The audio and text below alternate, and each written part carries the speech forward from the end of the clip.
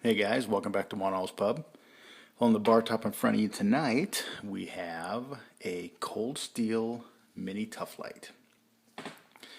This is a great little EDC knife. I use it as a secondary EDC knife. A couple usually with the larger folder, and it's a Wharncliffe, and it's just an awesome knife in hand. This knife, when you see this knife, let me close it here. When you see this knife sitting here like this, you think to yourself, well, okay, it's a tiny little knife.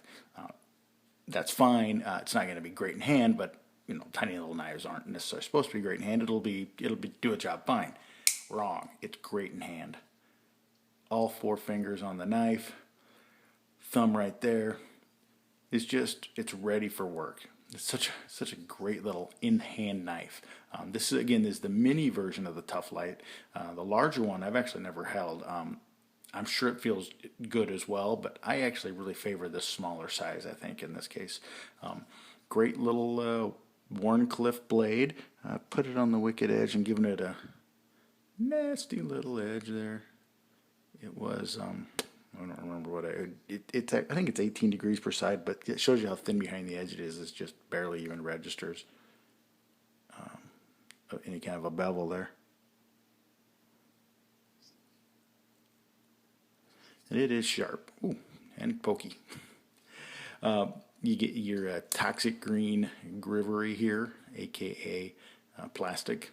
Actually, grivery is not truly just a plastic. I might do a video just separately on grivery or Grivex or whatever.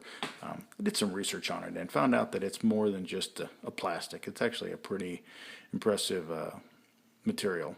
Anyway, wild, crazy toxic green color here. It comes tipped down, and you can see where the clip is located there, and it hangs this way. So you would actually insert it into the pocket like this.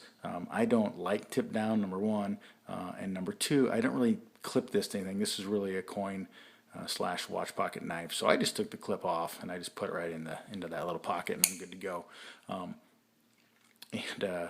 Man, it's like carrying around a little mini box cutter that you can fold up, and it's got some character, and it's cool, and it's just resharpenable, and it's just fun. Just a neat little knife. No blade play in any way, shape, or form. Cool access, or not access lock, geez. Triad lock here. Sorry, I got a Benchmade came in the mail today. I'm kind of access lock brain right now. Triad lock, indestructible triad lock. Amazing ergonomics. And if you like this knife, the Spyderco Dragonfly, and you think the ergonomics on this guy are great, then you will love this guy too, because they're very similar in many ways. Actually, just purely in the hand, this feels better to me. Now, this is an awesome knife, and this feels awesome in the hand, don't get me wrong, but this actually feels better in hand. Now, this blade shape and this little bit shorter edge and all that isn't probably as functional and as useful as this awesome blade shape you get on the little Spyderco here. So from a utility perspective, this is probably a better knife all around, but just put it in your hand and hold it. This is actually a little bit better from an ergonomics perspective. But if you notice, I don't know if you can tell this or not, but they were smart enough to actually angle this blade up. It angles up slightly. It's not straight out this way. It goes like this. It goes up this angle like this, which then allows you, as you're holding it, it allows you a better cutting. You're not necessarily fighting to get that tip into something. It allows you to do a little bit more slicing or place that tip on something and slice with it a little bit better. It's a well thought out knife, a little bitty knife. If you're in, it's like 25, 29 bucks or 30 bucks, something like that. If you're looking for just a small little EDC and you like Wharncliffes and you don't mind tip down, or you don't mind just taking the clip off, and you want something that's just indestructible. Triad lock is pretty much indestructible as far as folding knives go. You're going to be hard pressed to to go wrong with this for the money. And you get Aus 8A steel, cold steel's typical offering, and a nice hollow grind that is very thin behind the edge. Again, look at that bevel at 18 degrees. There's just nothing to it. So this thing is, for what little edge they do give you, it's going to cut. There's no doubt about that. It's a nice satin finish.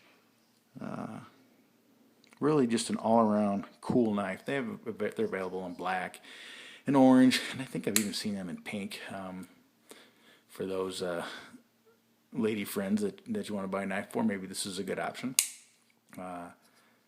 Cool little knife, great little secondary EDC in my role, or at least that's how I use it. Compares pretty reasonably to this at a significantly less price. Now this is the salt version, and I'll say A is not rust proof by any stretch of the imagination. It's pretty rust resistant.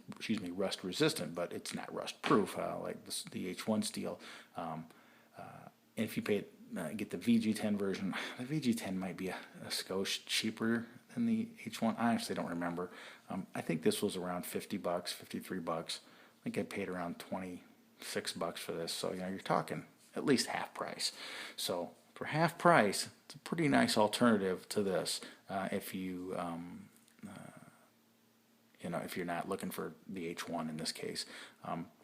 If you're just going to go a VG10 versus, let's say this was a VG10 version, this is a pretty comparable knife. Again, you get some belly on this guy, sure, and you don't, the Wharncliffe doesn't give you that belly, but Wharncliffe's great pull cut. This fits the hand. You can just get in right there too. If you stick that into something, or here and you're opening packages or you're cutting whatever, good for cutting open envelopes too. I mean, just a great all-around, just EDC knife. Ultimately, if price not being a part of the equation, if I was given one of these two knives and I was presented these two knives that I could have one or the other, I'd still pick the Spyderco probably. It's a better knife all around, and this is just a classic. There's just no doubt about that. But that said, I really dig this knife, and while I would choose the Spyderco, I would do so after a hesitation and going, I really like that Wharncliffe, and man, that feels good. But guys, it's a $20-some knife. You can afford it. Have fun with it. Pick yourself up one. Give it a try. Well-built knife, very good in hand, very affordable, quality build. You can't go wrong. Another winner from Cold Steel. That's 1 all 2 cents, guys. Keep the change. Sláinte.